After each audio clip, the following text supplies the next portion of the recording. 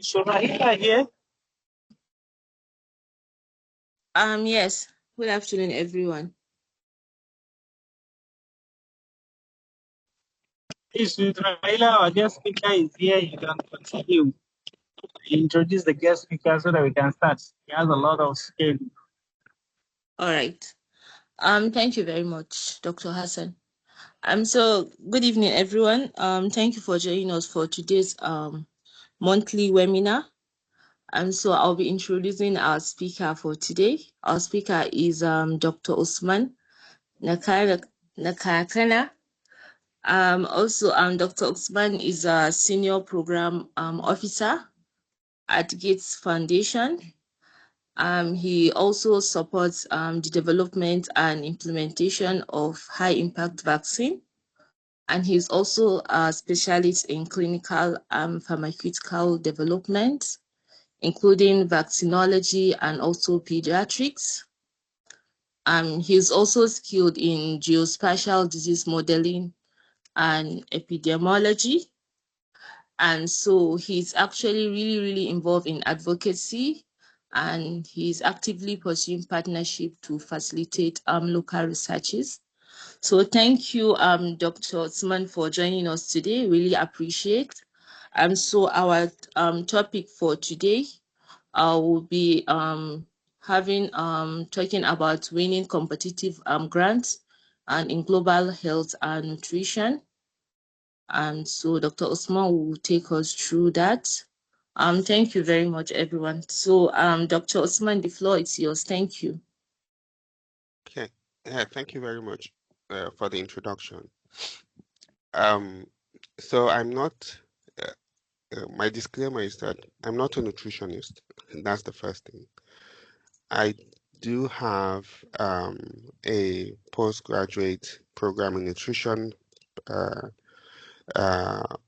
certificate, but that's specific for pediatric nutrition, aligned with what I've done as a pediatrician.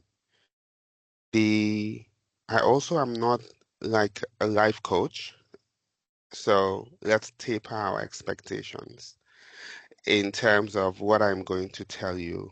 But what I do currently is that I make grants on behalf of my organization, the Gates Foundation, and I manage those grants. And so I can provide you with insights into how those decisions get made, why I would look at a grant and decide not to pursue it versus another grant, and some of those factors that have, a huge bearing on if a grant gets approved or not. And so those are the things that I will be talking about. And in terms of the format, I will mostly focus my presentation on what we do at the Gates Foundation, and all of this is very public knowledge. But I will leave enough time for the Q&A so that we can answer more specific questions as it relates to your grants, active grants you're writing, the processes you're following. I think that will be my proposed approach. It helps that a lot of this information is public, and so it's something that you can also consult after this meeting. My background briefly has been highlighted by the coordinator. One thing to mention is that I've also been a grant recipient. So I've received grants while I was at Usman Danfodio University Teaching Hospital, Sokoto, as a senior resident doctor. I've received grants when I was at the Medical Research Council in the Gambia for clinical trial implementation and sub-awards within clinical trials.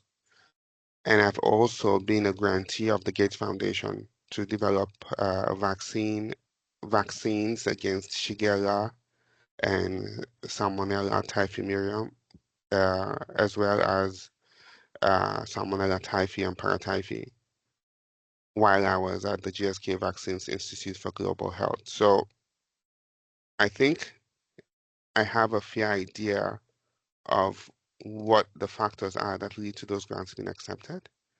But I've also failed at several grant applications, and that is also something that I can highlight. So I will go into the presentation, and I think the plan will be to take questions at the end. In the meantime, I will try to put my slides in presentation mode.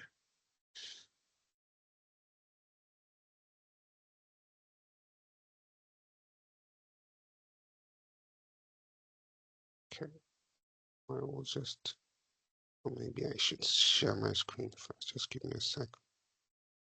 I will share my screen.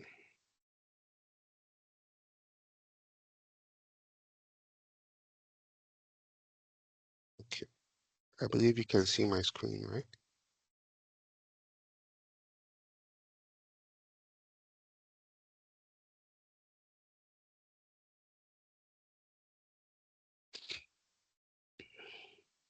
Yes, yes. Okay, yeah. So I'm just putting it in presentation mode. So by way of introduction, uh, the foundation was founded with um, by Bill Senior, uh, involving Bill and Melinda, and they believe in the power of philanthropy to save lives and transform futures. And so they are very big on making bold bets that can change the story and change the life of people.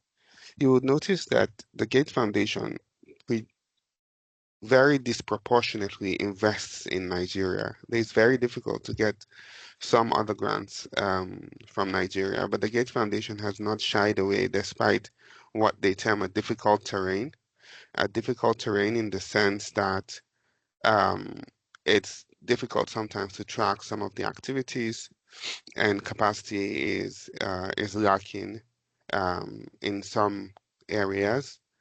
But the foundation has not shied against building that capacity and making sure that this work can be done because there's a clear need. So everything we do at the foundation is working with partners worldwide to tackle critical problems. We build partnerships and we bring resources together, and that's a good reason to work in Nigeria because the resources are abundant.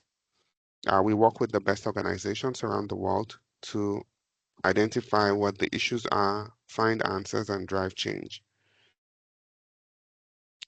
This is our map where we're located. The headquarters where I'm based is Seattle, Washington, but we have offices that facilitate the work that we do, especially in the on the African continent, including in Abuja, uh, Nairobi, which is our current African headquarters, Dakar, Senegal, Addis Ababa, and Johannesburg, as well as advocacy offices in Berlin and United Kingdom, as well as Washington, D.C. And we have an office in India, in Delhi, and in Beijing, China. The other, we have a new office that also has not yet been commissioned, that's based in Singapore. And it reflects really the scope of partners that we work with, where we do our advocacy for high income countries to support and where we do our work to drive the greatest impact. This is our executive leadership team. Bill is at the far left. Max Husman is our CEO. And then we have the different presidents of the different functions within the foundation. So the group that I belong to is called Global Health, and that's led by Trevor Mondale, right in the middle of the slides. Um, Global Growth is where nutrition sits, and that's led by Rhoda Vulhage. These are the different divisions that we have: gender equality, development, global growth and opportunity, where nutrition primarily sits. We have global health, global policy and advocacy, and the US program, which is led by Alan Goldstein. The one thing that is sort of unique about nutrition is that it sits across the different portfolio across the different divisions. So there are nutrition projects being funded by Gender Equality, by Global Development, GGO, and some also in global health, because there's a recognition that malnutrition or abnormal nutrition has a role in causation of several different diseases, either as a predisposing factor or as a direct cause of disease. This is a summary of support for 2023 and the different areas that we provided support. In total, it was $7.75 billion in 2023, and it was spread across these different areas. Last year, Bill made an announcement that the foundation will be winding down within 20 years. Previously, it was intended that it would stop operations 20 years after the last of himself or Melinda were dead. But this new 20-year timeline means that this foundation will sunset in 2045 and cease to operate. And so over this period, the plan is to spend up to $200 billion, continuing to focus on the areas that we're mostly interested in. So this is how we operate. We basically create market incentives for life-saving products by supporting the development and delivery of vaccine. So in vaccines where I work, one of the examples would be we would make a grant to a large pharmaceutical company that would otherwise be focused on high-income countries, to the extent that they will have a tiered pricing approach, in which case you make you sell the vaccine or the drug at whatever price you would sell, determined by market forces in high-income countries. But for low and middle income countries, we give an advanced market commitment in terms of volume and price, and we make a grant to that organization to support R&D costs to facilitate that end goal. We also spur innovation. We have several innovation initiatives. We take risks that businesses cannot take because of high risk, and governments cannot because of reduced spending ability and accountability to the public. We strengthen collaboration, engaged constantly in private and philanthropic sectors, public-private collaboration, and we generate high-quality data. And our work is always evidence-driven. And we can really identify very early on what is working and what is not working. So Bill likes this proverb quite a lot, and it's always somewhere in the offices, that if you want to go fast, you go alone. If you want to go far, go together. And so the idea is to leverage resources from other funders and other partners to make sure that we are achieving the goals of the foundation. And this is what Bill has highlighted in saying that philanthropy can take risks that governments cannot and corporations would not. Now, I highlight this slide for two reasons: to show you that there is really no limit to the ideas, to the amount of funding that's available to credible partners, if the idea is something that we resonate with. And you can see that the Vaccine Alliance, Gavi, has received up to $5.4 billion from the foundation, and this is related to their supply of vaccines to low and middle income countries. The World Health Organization and some of the funding gaps that they faced recently have relied on Gates Foundation funding for some of the activities. We have PATH in this list, which is a critical partner for implementing some of these technologies, which are typically developed for high-income countries, but they help us to tailor those initiatives and those innovations for low and middle income countries. The Global Fund to Fight AIDS, TB, and Malaria is on this list because these big three diseases are areas of intense focus for the foundation. UNICEF, International Bank for Reconstruction and Development, show our development focus across the areas that UNICEF works. The United Negro College Fund is mostly involved in our US-based work where we support indigent students and help them to achieve their potential. Rotary, University of Washington Foundation, and Johns Hopkins University, especially in terms of data generation and the work that we do with critical partners like the Institute of Health Metrics Evaluation and others.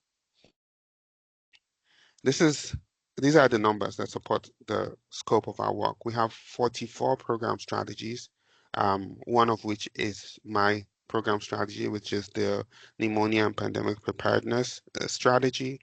Across the foundation, we have two types of teams, those that are focused on program strategies, such as mine and the nutrition PST.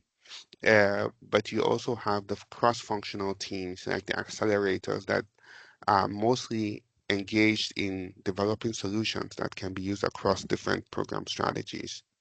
Our work is in 135 countries. We currently have about 1,422 grantees located in those countries, and in the United States, we have grantees in 48 of the 50 states. The current number of grants that we have is also listed on the slide. Now, I will run through this very quickly. This is global development. The structure of the group means that the regional offices fall within global development, including the Nigeria country office. We have the global health agencies and funds as a function within this, and we have the other programs, emergency response, immunization, polio, and primary healthcare within global development. This is global health. This is my division, and my team is the pneumonia and pandemic preparedness team that you see listed there. Global growth and opportunity has nutrition PST included, and they have Roger Voorhees as the president. And then we have global policy and advocacy, the United States program, which is focused mostly on education, and we have gender equality. One that is important to highlight is the maternal, newborn, child nutrition and health, MNCNH, just to show that nutrition actually straddles several of the program strategies. So I tried to basically what I've done is I've taken the publicly available databases from the website, from our gatesfoundation.org website, and broken down the nutrition grants and did some analysis using AI to show what we funded. And these are the areas. We're focused on large-scale food fortification because I'm preaching to the choir here, but you know the role of food fortification in achieving optimal development and growth, cognition, immune system improvements, and so on. Nutritious food systems, which focus on investments within the agricultural sector to increase the nutritional yield of foods. Maternal, infant, and young child nutrition, recognizing the role that they play in the lives of women and children, and ensuring this is empowering the women. And then we do a lot of upstream research and innovation, and the policy advocacy and communications, which is a huge part of trying to mobilize resources and draw attention to the problems associated with nutrition. These are the areas that we have funded. Going down into the details, now you can see that maternal and child nutrition by far had the highest investment in terms of dollars. So this is $7 million. Well, $7 billion is basically what this is. even if I think there's a typo there. Yeah. Agriculture and food systems is very distant second. Micronutrients and supplementation, nutrition policy is there in the middle. Acute malnutrition treatment is there. Research and evidence um, is close to the bottom, and obesity and diet quality, recognizing that it is a current emerging problem in low and middle income countries, but it's not the most important problem to challenge. And people might think, well, acute malnutrition and treatment should be the number one, but it's clear that the focus is elsewhere. Rather than focusing on individual children, um, most of our funding is focused on systems that we can change and innovate to, affect the population rather than the individuals. And that's a lot of the teams that you will see. This is just showing a distribution of the different grant sizes. Most of the grants are small. So, well, small grants are defined as less than 5 million, but there were 973 grants under $1 million, which, I mean, knowing the research landscape, having been there myself, there's a huge amount of activities that one can perform with $1 million in grants. So let's talk about the why. So why were these grants selected? The reason that a grant gets selected is basically its relationship and how aligned it is with the program strategy. So if I'm trying to develop a vaccine against Klebsiella pneumoniae for newborn infants. If I receive a grant application for newborns, but it's focused on, say, Staphylococcus aureus, I won't consider that grant because it's not aligned on the strategy. And every program officer, has to get approval for the grant based on alignment with strategy. Now, there could be very interesting ideas that are off strategy, but the amount to which you can fund these initiatives is often very small.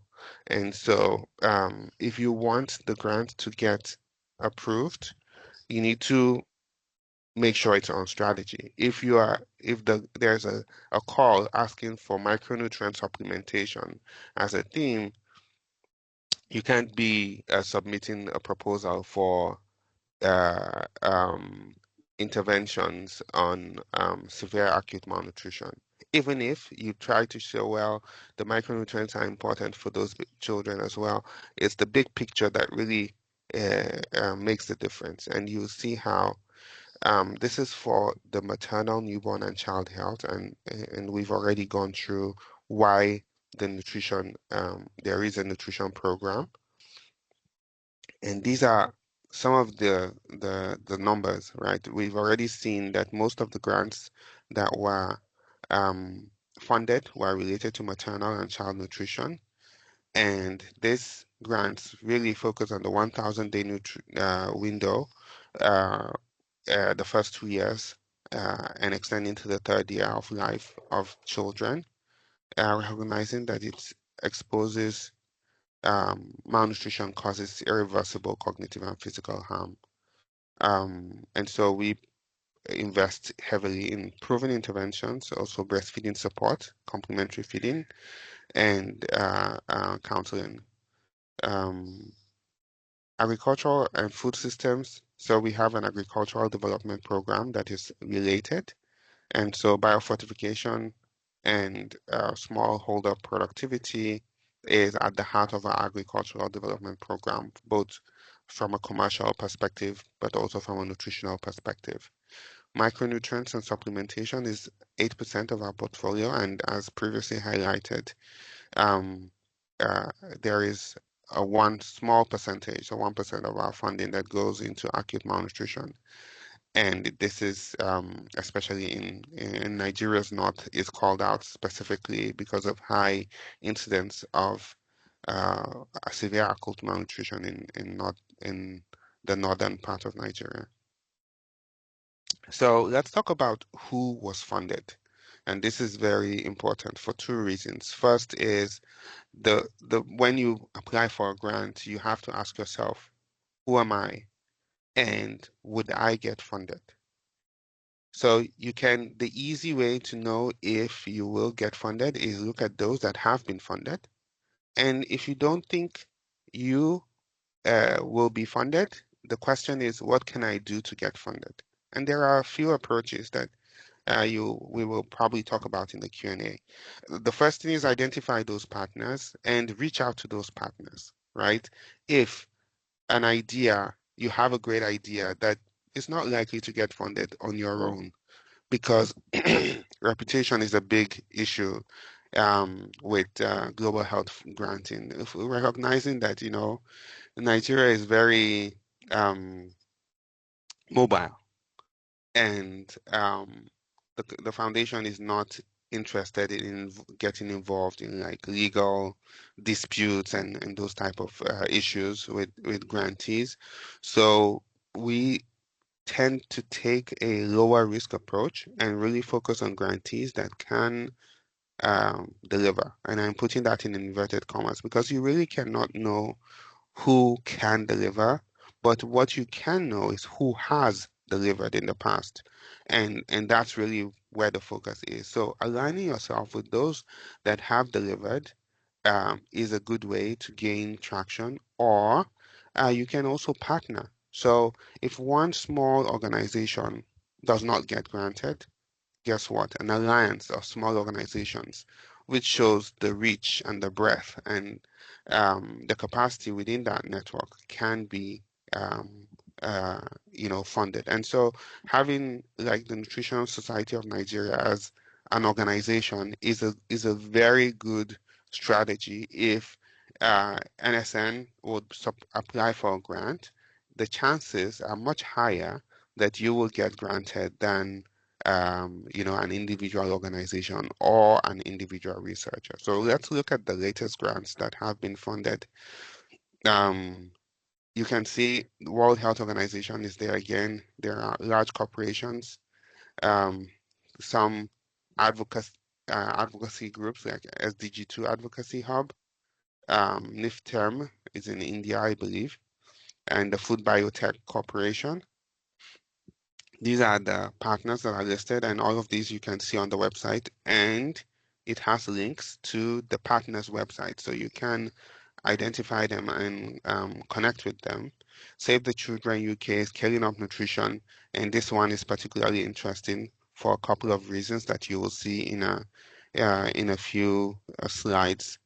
GAIN is very popular in Nigeria as well, and they have received several grants from the foundation and Helen Keller International. So a lot of these are international organizations, but some of them are also local. So I did a comparison between high-income country versus LMIC grantees, and you can see some of the high-income country grantees. So we have the sister organization of the foundation, which is the Gates Medical Research Institute, that has received grants as well, up to more than $1 billion specific for nutrition. The World Bank, UNICEF funds from the US, the World Health Organization, GAIN, Emory University, University of Manitoba, and that's another thing to highlight that you see in this list. You have institutions which are more reputable than individual researchers. So that's another point of the who is academic institutions with capacity will definitely do better than private institutions if you're starting off without a relationship. For the LMIC grantees, I've highlighted a couple. IITA has received up to $77 million in grants. So partnership with this type of organizations will be beneficial. Technical Advice Connect, TACR, is also in Nigeria, and they have received up to $48 million in granting from the foundation. And the others are the big institutes, the International Rice Institute in Philippines and Aga Khan University, which straddles several different areas in Pakistan. So this is the focus now on the Nigeria grantee. And you see the pie chart on the left really showing the different areas. And again, even when you zero it down to Nigerian context, you still have maternal and child nutrition taking the bulk of the grants, so 52%. Agricultural and food systems, 34%, and then you have micronutrients and general policy. And these are the funds. So Nigeria is one of the highest granted countries for the nutrition by the foundation. You can see the rank is number 4, and the WHO Nigeria country office has up to $40 million in grants. IITA, I've listed before, Technical Advice Connect, the National Primary Healthcare Development Organization, Sahel Consulting, which is a consulting um, uh, organization, um, and the likes of them. So the how. The Gates Foundation is unique in the sense that it does not do a lot of requests for proposal. What we do instead is specific outreach. So I give you an example. I attend a conference on antimicrobial resistance. And this guy is giving a very interesting talk about how AI can be used for pharmaceutical development for identifying antigens. And I think, wow, that could be applicable to designing animal experiments, right, for testing some of the early candidate vaccines and trying to make sure that when you test those vaccines in animals, it gives you a good indication of what to expect in humans. Because one of the main problems is that you don't get that precision when you move from animal testing to human testing. And so this AI tool, and so I reach out to this guy who is eager to collaborate, and he sends a proposal, to how to use AI to design animal models that can predict human disease, and that's the way that it gets funded. Or you have a conversation. So basically, the message is networks and prior activity make a difference. If you've delivered in the field, you're likely the likelihood is that your outreach will be appreciated. When someone reaches out to me with an idea, they send me a publication of the work that they've done, previously, or collaborations that they've done, or some of the data, the pilot data that they've generated. That's the way you know that, you are likely going to fund something that's going to be worthwhile. The other way is really, and has been a good entry point for many, is the grand challenges. The grand challenges is one area where nobody cares who you are. It's about the idea.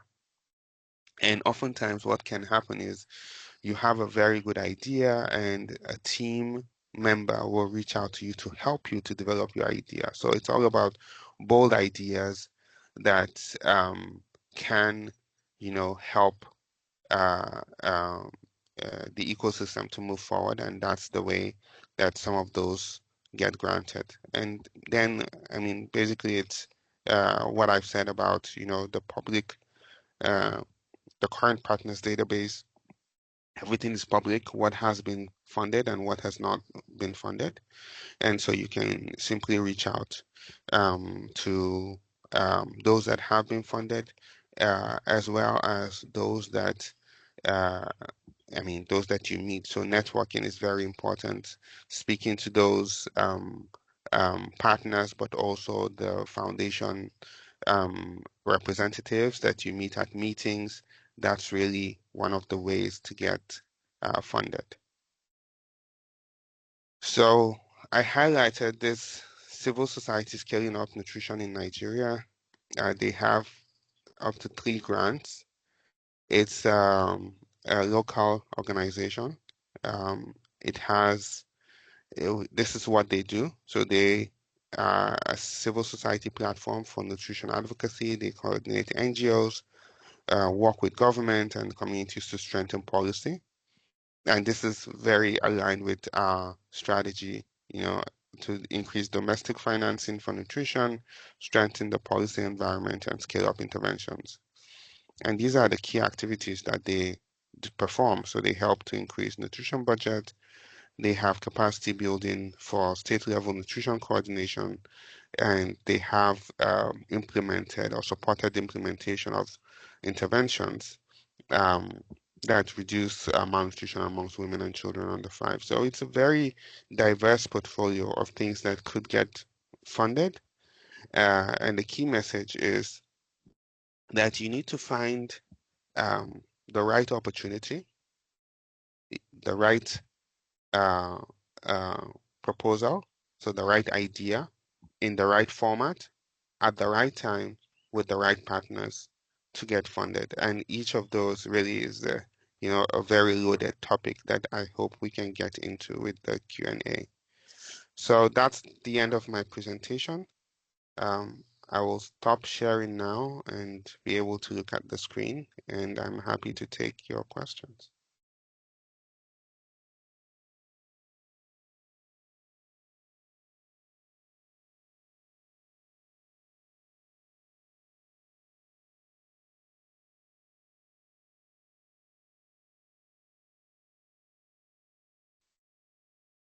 Okay, thank you very much, Dr. Osman.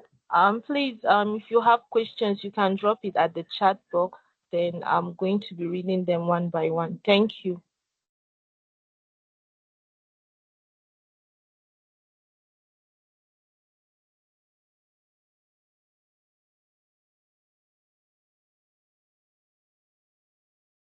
So while we're waiting for questions, again, I think one thing to highlight about the grand challenges is they're usually not small projects that individual teams can execute. They're usually bold. I mean, more broad. So one of the more current ones related to nutrition was about ready-to-use therapeutic foods. Those RET and local manufacture of RETF. So I mean, it's the number of organizations that have the capacity to manufacture RETFs is limited, and so those identifying those with the capacity is a first step that one has to implement. So one of the things that I do on a part-time basis is I support an NGO that supports uh, LMIC grantees potentially with grant idea development, grant application writing, um, implementation support.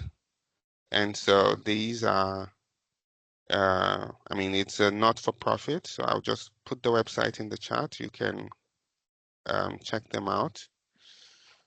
They can basically help to put teams in contact with the different resources and different partnerships related to the questions that you are trying to address.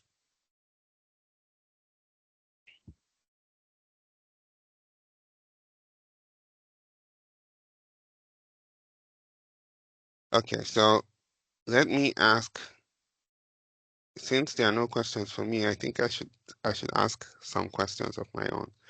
So how many people in the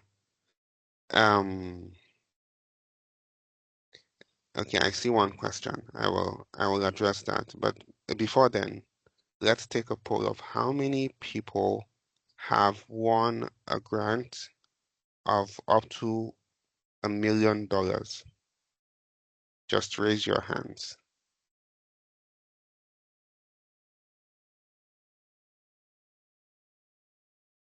No, I didn't mean to raise my hand. I wanted to see the people who have hands raised. I don't see any hands raised. Okay, let's calm down. How many people have received up to 100,000. Yes, $1 million in Nigerian terms is 1.37 billion naira. And maybe that's a good point because the exchange rate, while it's challenging for the populace, is an opportunity, right? Because basically what you couldn't do with what you can't do with $100,000 in terms of research in the US, you can effectively perform with $10,000 in Nigeria, just because of the purchasing power parity and the rate and how it impacts, spending. So don't be shy. One of the rules I will say is don't be shy to go for the small grants. That's a good way to start. If the first grant is always the hardest one to get. And so the um so the total, okay, I lost my chain of thought because I was distracted by one of the messages. So I see, yes, there's a message in the chat. My association is currently running a Gates BMGF 5-year grant, which is amazing. Um, the there's also a lot of flexibility with Gates Foundation grants in the sense that we are very open to supplements. So many times you can keep increasing, you can increase the term of the grant and increase the funding that's available using the supplement process in the in the case that there are new objectives, or typically what organizations will do is you'll start with a small grant, and that's another way to get in. Is if you've never got a grant before and you're asking for $2 million, you will not get granted, unless you have a reputation, in other things. If you are applying for $100,000, the risk is much less. So you are more likely to get considered for a lower grant than for a higher grant if you're a first-time grantee. So what I always tell potential grantees is start small, have some clear deliverables linked to that small grant you're requesting, and then you can request a full-on grant. So define it as a pilot, implement the pilot, show the results, which should be exceptional, and show how what future direction you can take it. And that's really important. At the time you are preparing the first grant, it's not designed to be the be all and end all. The plan and the design is always that something else is coming up, and you should be very clear in your grant application that how this opens doors to future activities and future funding. And so once you deliver on the smaller part, you can, apply for a bigger amount, which oftentimes, you've already built a relationship. We usually work very closely with our partners, so the program officers will get usually close enough to the grantees, and so there's always a way to join in.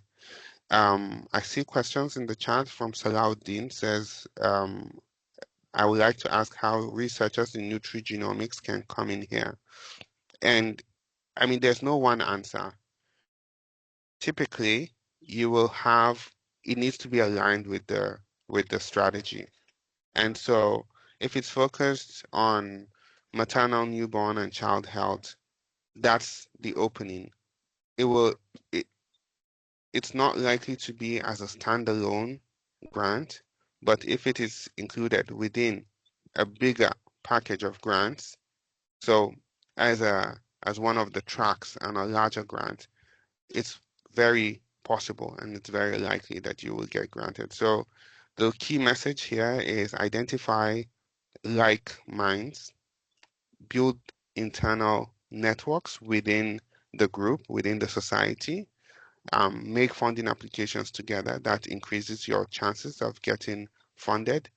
And by the time you include, so if you imagine that someone is applying for a grant with one thematic area that is aligned with the strategy of the foundation, and you have 4 different areas that are all aligned with the thematic areas. It's simple mathematics that the ones with the 4 are more likely to be funded than the individual one. And so that will be my key message there.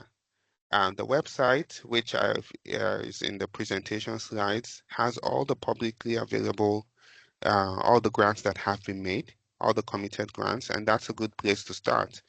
To develop your own idea, you see what is likely to be funded, you see how it aligns with your area of work, and you see um, how you can increase your chances of success. And that's what and so I think that's an answer to the question of the criteria for the grant. So, I mean, the grants are limitless. For specific calls, the grant challenges, for example, is committing up to $100,000 at the first instance. And for some of the ideas that show promise at that initial stage, they will get up to $1 million in follow-on funding. And that's that's the way that the grant challenges work. Even for the grant challenges, exceptions can be made if the idea is big and bold and the partner is reputable enough that you can go beyond the limits that have been set for the full-on funding. The initial fund is always best to stay within what has been requested because, as I said about the grant challenges, it's an all ideas are welcome type of funding, and so it's important to make sure that um, that is complied with because for each grant, the first step is the first question that the individuals checking will say is it aligned with the scope of the grant? That's the first question. If it's not, it gets screened out before any program officer has even seen the application. We have a email address that where all grants are being submitted to. It's there on the website. And so there is a bot that screens out every not aligned with the strategy. So that's the first step. The second step would be the amount of funding that's being requested, and that categorizes the grants in different spaces. Um, and depending on the amount, the scrutiny is different. So starting small is a good way to starting small is a good way to get the first leg in. I see other questions in the chat. I'm a public health nutrition student and currently involved in RUTF production. Any grant available for the production of RUTF? Yes, there is. There was a grant challenges call that I think has closed, but it was specifically focused on this question of RUTFs. And so this tells you that this is aligned with the strategy. So look at the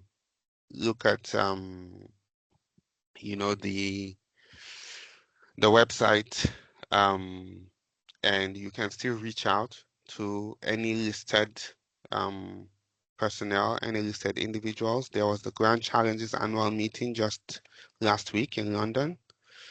But also look out for future cycles because RUTF and local capacity and local manufacture are critical elements of the strategy. Of course, as I highlighted, most of the grants are not really focused on SAM or acute malnutrition.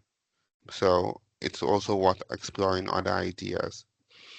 So the other question in the chat is what specific documents or policies should an organization have ready before it can qualify as sub-partner? Also, if an individual wants to start preparing for the next MIYCN grant call, what are the first 3 things you advise? So first of all, disclaimer is I'm not involved in the nutrition program, and I can give you general ideas, but I cannot focus on the specifics. What I would advise is go to for the organizations, fiscal reporting is a big issue because you want to make sure that the funds will be used judiciously. So your financial records need to be up to date. If you have audited financial reports, it helps.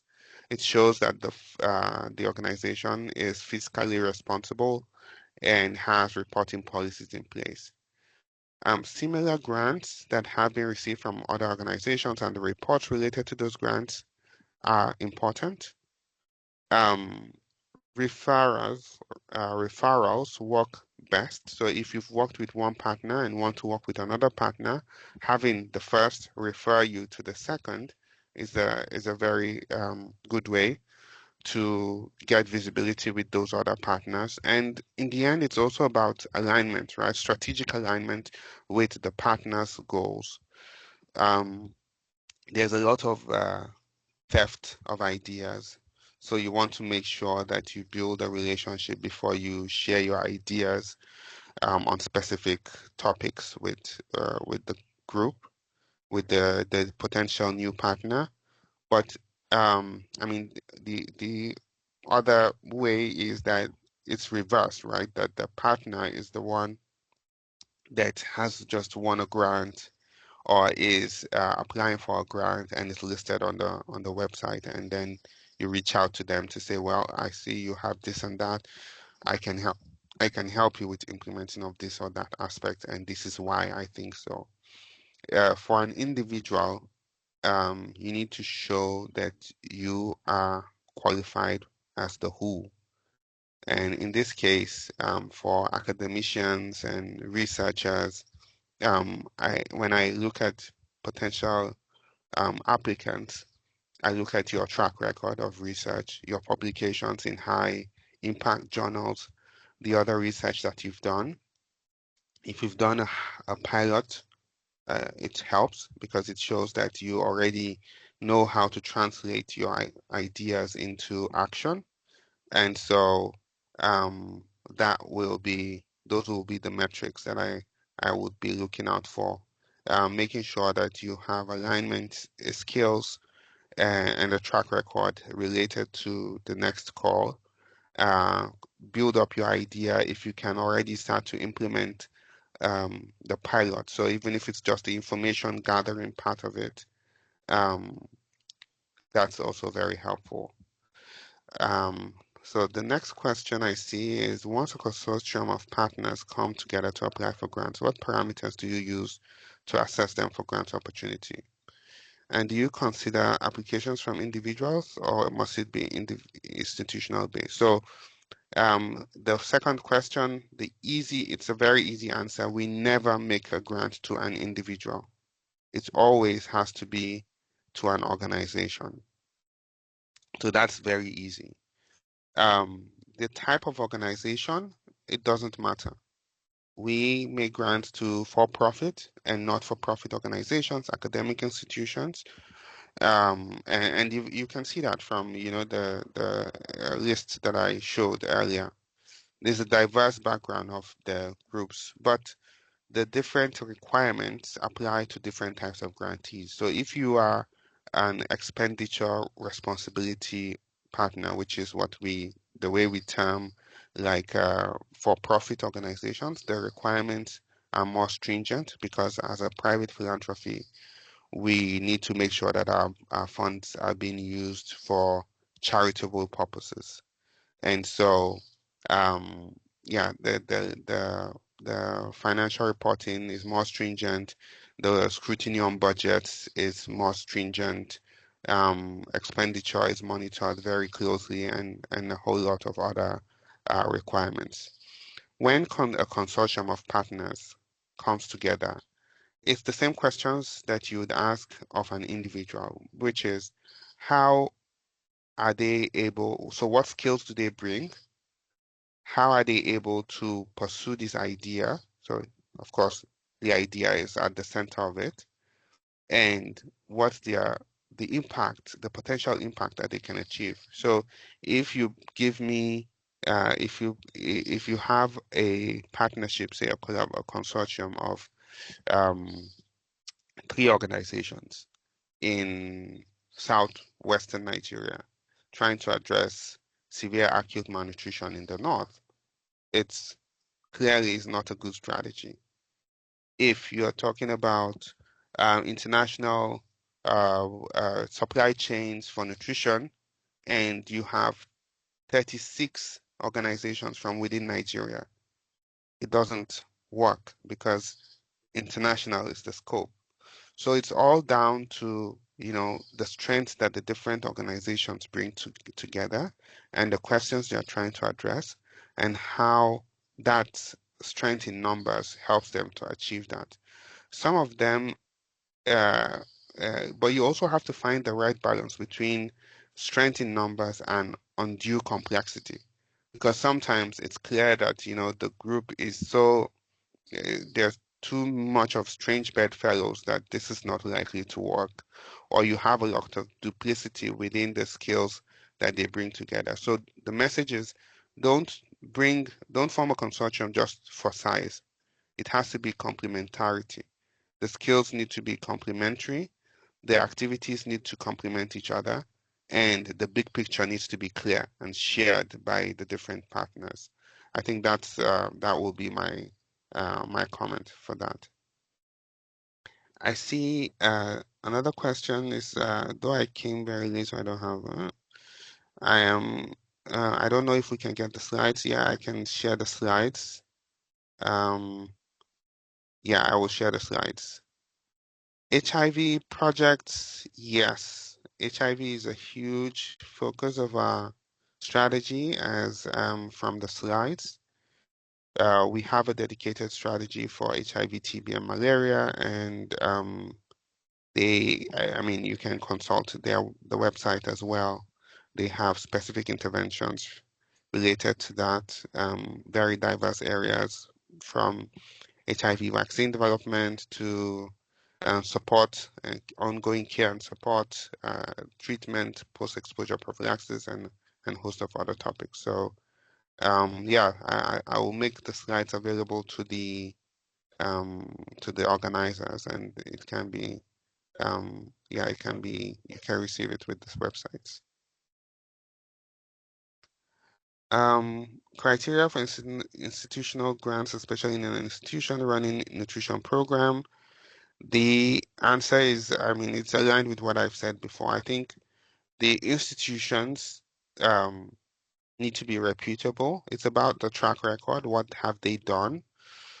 Also, what are the financial, I mean, the controls that are in place at the institutional level? Some organizations need what is called a fiscal agent to be able to access grants.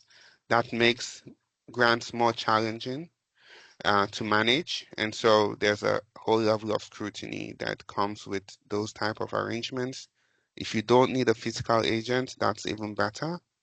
But I think academic institutions, there's a recognition that academic institutions do not feature as much from LMICs as we would like.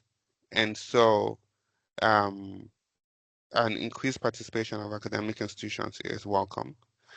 I think the point to highlight is that you have to pick, an idea that is suited for that type of institution. So if an academic institution is proposing to manufacture RUTFs without any uh, um, background provisions, that will be challenging. If an academic institution decides is proposing a research grant, that's something that we know that academic institutions are uniquely placed to do, especially if they have the right sort of partnership. So you have to make sure that you are choosing the right area to apply, and that it's aligned with the skills that your institution brings. Um,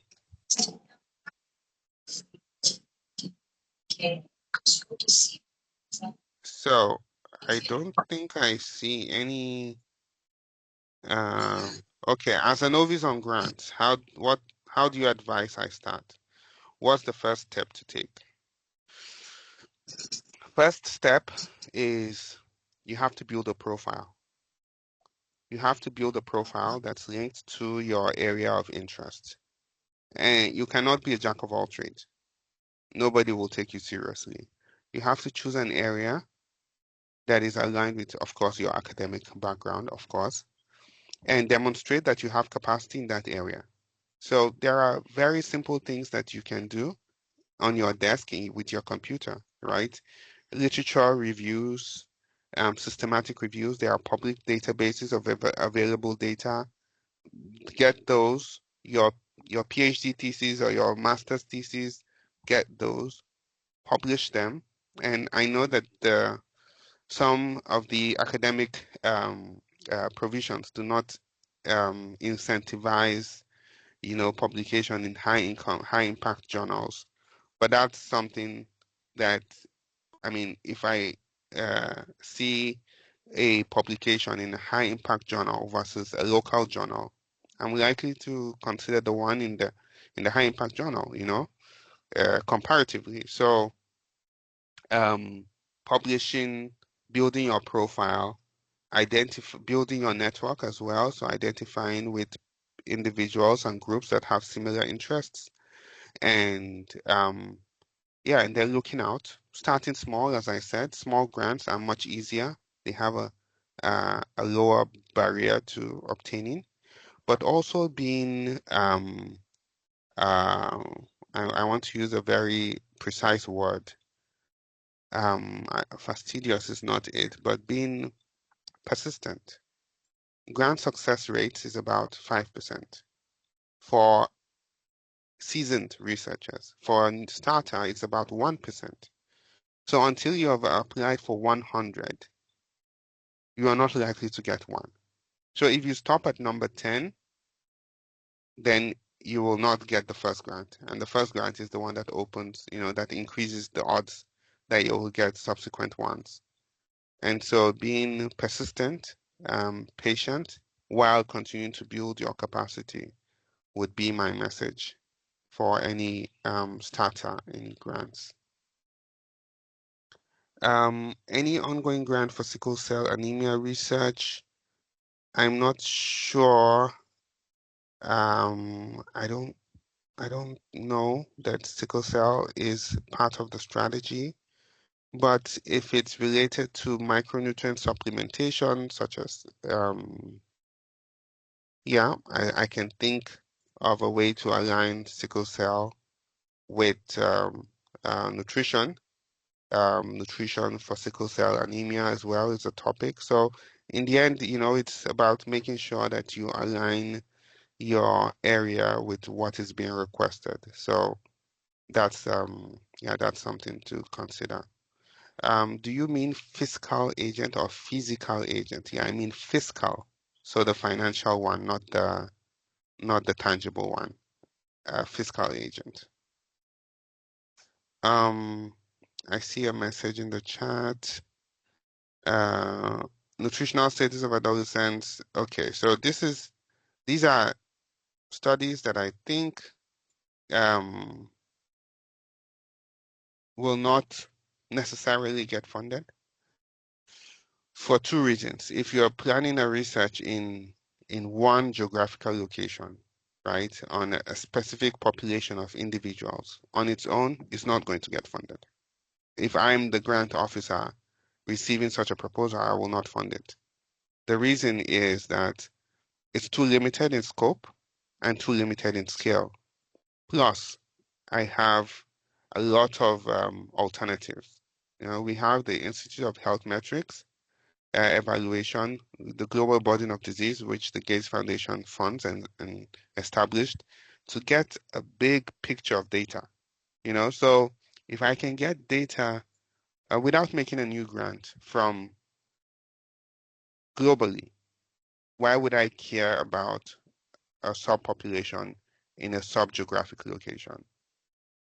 So while that is a good way to start, you know, the publications, the idea has to be more niche than that.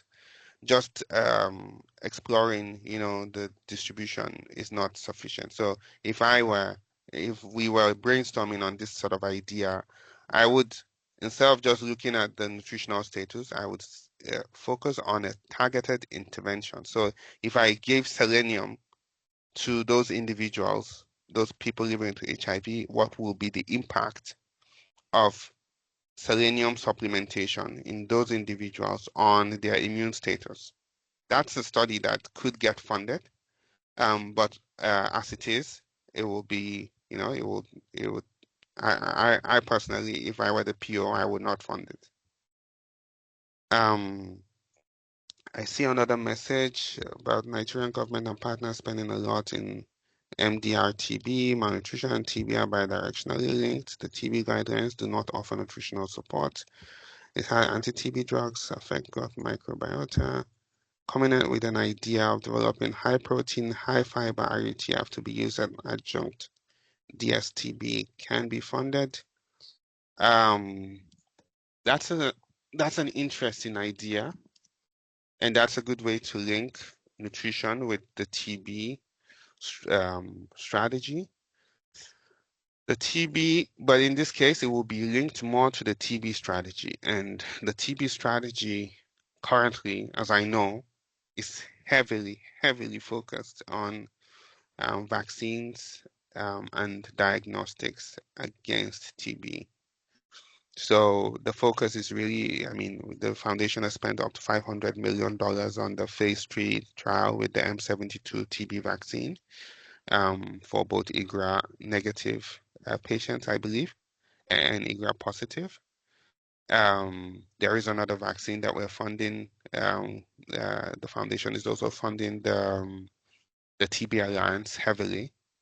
And so that's the big picture. So individual studies are less likely to gain traction.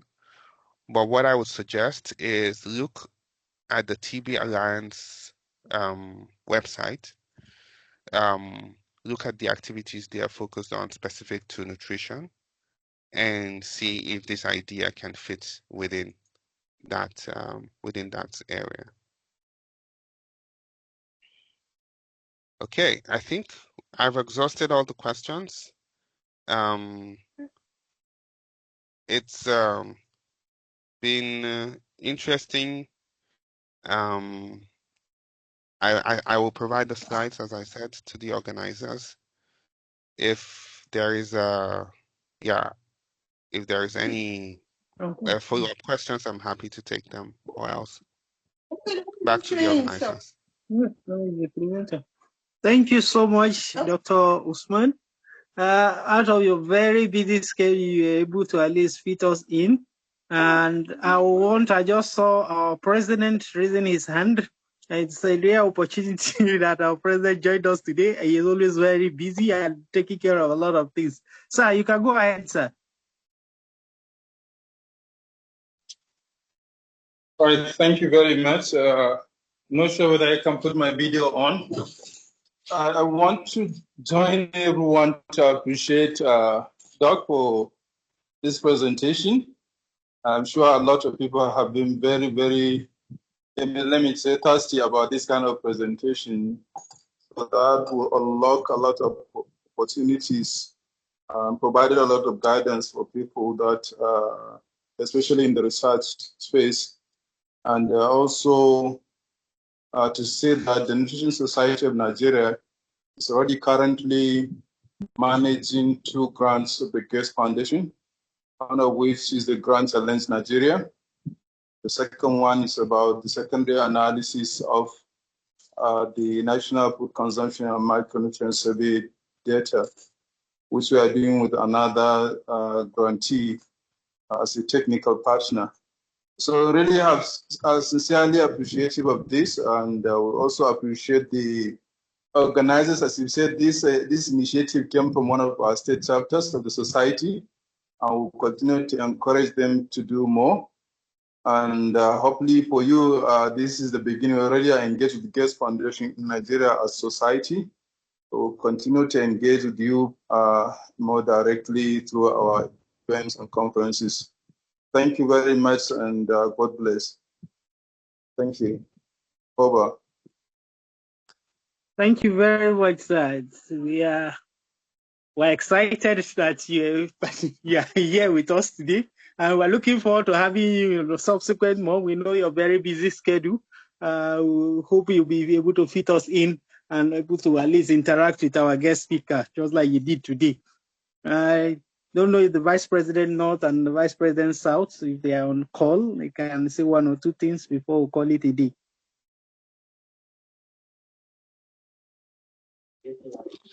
Yes, I'm here. Maimuna Aliu, Vice President North.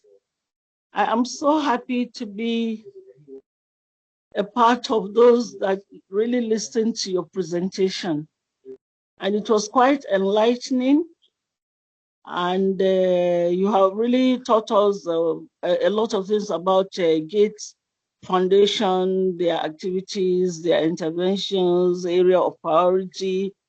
In fact, that was a very good one. I was actually the person that asked about institutional grant funding, because my institution is the first institution to start nutrition and dietetics in Nigeria. So we have so much research on nutrition lying in our libraries, our departmental library, in our offices, doing nothing. So I thought out of that, maybe we will be able to look for grants somewhere. But thank you very much. You have enlightened us, and we know what. Thank you so much. God bless you. Over. Thank you very much, ma'am. Like the president said, it will be a continuous engagement with you, Dr. Osman. Your doors are always open to support research and impact and community development. And we're very excited that you found time to hang out with us today. We'll be looking forward to, for the participants, there will be more to come. A lot of resource people that are willing to support, especially seeing what Nutrition Society is doing in Nigeria to improve the living standard and the nutrition in Nigeria. Once again, thank you so much, sir, for taking time. We'll be looking forward to more of you in the future, and we hope you had a good rest through the weekend, because we know by Monday you're back again. Thank you so much. And for the participant, it's nice having you, and thanks for your participation. We're looking forward to seeing you next month for next month's webinar. You have a lovely weekend to all of you. Bye from Rahila. Thank you. Bye-bye. And thank you very much, Dr. Hassan. Thank you. Yeah, kindly fill your attendance before you leave. Thank you. Thank you, everyone. The link is on the chat.